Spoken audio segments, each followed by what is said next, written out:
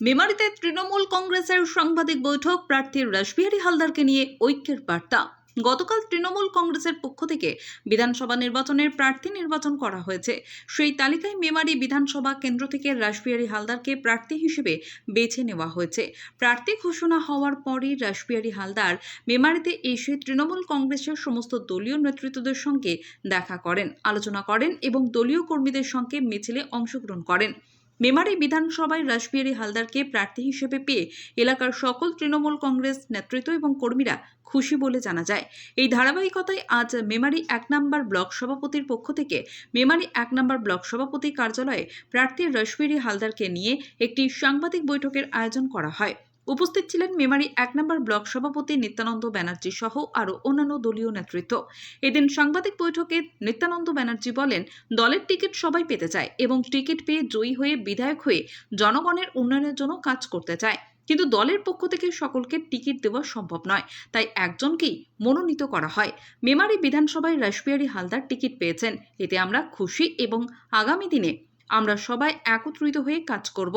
অন্যদিকে প্রার্থী রাসবিহারী হালদার বলেন, তিনি মেমারি বিধানসভাকে জেলার মধ্যে সেরা বিধানসভা হিসেবে গড়ে তুলতে চান।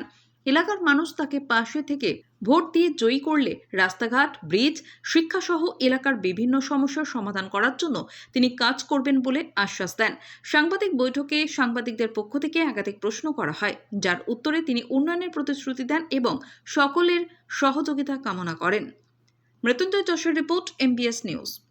বিধায়ক হওয়ার জন্য প্রার্থী হতে চায়, এ সংখ্যাটা একাধিক হতে পারে, কিন্তু দল একজনকে টিকিট দিতে পারে এবং দল যাকে টিকিট দেবে সেই মমতা বন্দ্যোপাধ্যায়ের প্রার্থী, সেই দলের প্রার্থী। আর আমি যদি দলের একান্ত অনুগত সৈনিক হই, আমি যদি দলের সৈনিক হই, আমি যদি মমতার সৈনিক হই, আমার উচিত সেই প্রার্থীকে নিয়ে দলের প্রচার করা। আমরা মেমারি বিধানসভায় মাননীয় রাসবিহারী হালদারকে প্রার্থী হিসাবে পেয়েছি। পূর্ব বর্ধমান জেলা তৃণমূল যুব কংগ্রেসের সভাপতি, দীর্ঘদিন ধরে ছাত্র রাজনীতি করেছে, দীর্ঘদিন ধরে যুব সংগঠনের সঙ্গে যুক্ত, গোটা জেলা জুড়ে ছুটে বেড়ায়, রাজনীতি করে।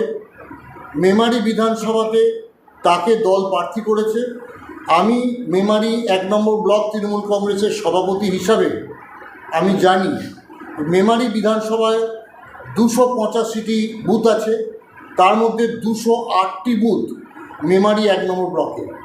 তার মানে আমার দায়িত্ব অনেক, এবং আমি দায়িত্ব নিয়ে দলের প্রতি বিশ্বাসযোগ্যতা রেখে নিশ্চিতভাবে আগামী দিনে মেমারি বিধানসভাতে যাতে রাসবিহারী হালদার বিপুল ভোটে জয়ী হয়, তার জন্য মেমারি ১ নম্বর ব্লক থেকে আমরা প্রচুর ভোটে তাকে জেতানোর অঙ্গীকার করছি। আমরা মেমারি বিধানসভায় তৃণমূল কংগ্রেসের লিডকে সর্বাধিক করব এবং আমাদের নেতা অভিষেক ব্যানার্জির হাতকে শক্ত করব, মুখ্যমন্ত্রী মমতা ব্যানার্জির হাতকে শক্ত করব। আমি তাদের একজন সৈনিক মাত্র।